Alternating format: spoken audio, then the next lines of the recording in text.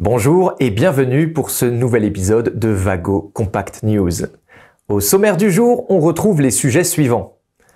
Caterra et le robot de désherbage, les bornes de connexion verte, l'agriculture verticale et pour finir, il sera question d'abeilles et d'apiculteurs.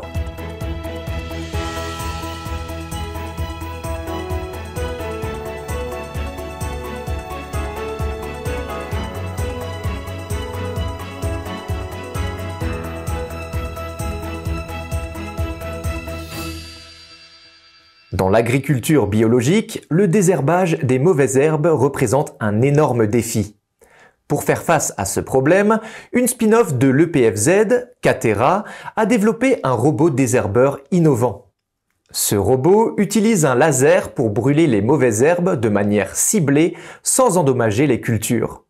Une caractéristique particulière de ce robot est l'intégration de la borne à levier vert 221 Green Range de Vago, assurant des connexions électriques sécurisées même dans les conditions exigeantes du terrain.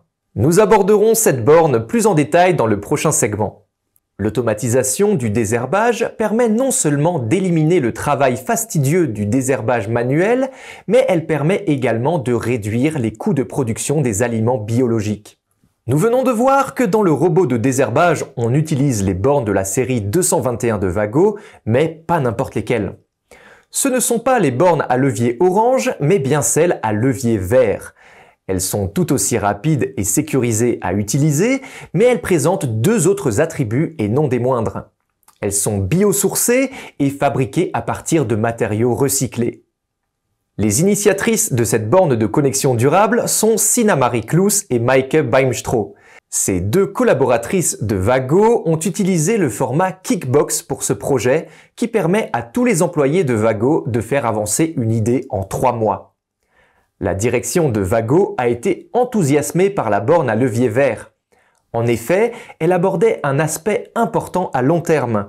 Comment Vago peut continuer à étendre son offre de services tout en agissant de manière durable? C'est ce qui a été pleinement réalisé avec la borne 221 Green Range. Dans le monde de l'agriculture, l'entreprise belge Vertiberry révolutionne la manière dont nous cultivons et récoltons les fraises avec ses solutions innovantes de culture verticale. En développant des fraiseraies disposées sur plusieurs niveaux, l'entreprise permet de cultiver des fraises localement, sans pesticides, à tout moment et peu importe l'endroit.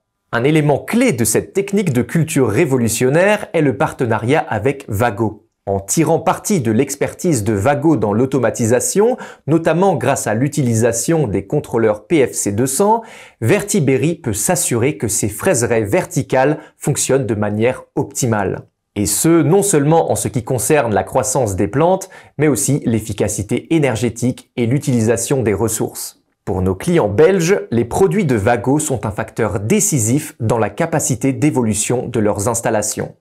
Là où il y a des plantes, il devrait y avoir des abeilles. Elles sont en effet essentielles à la biodiversité et à notre approvisionnement alimentaire. Compte tenu de la menace imminente qui pèse sur leur population, Vago a installé des ruches sur le site de l'entreprise à Dondidier. Cependant, cela seul ne suffit évidemment pas. Il faut également des apiculteurs. C'est pourquoi la décision a été prise de permettre aux collaborateurs de suivre une formation gratuite d'apiculteurs.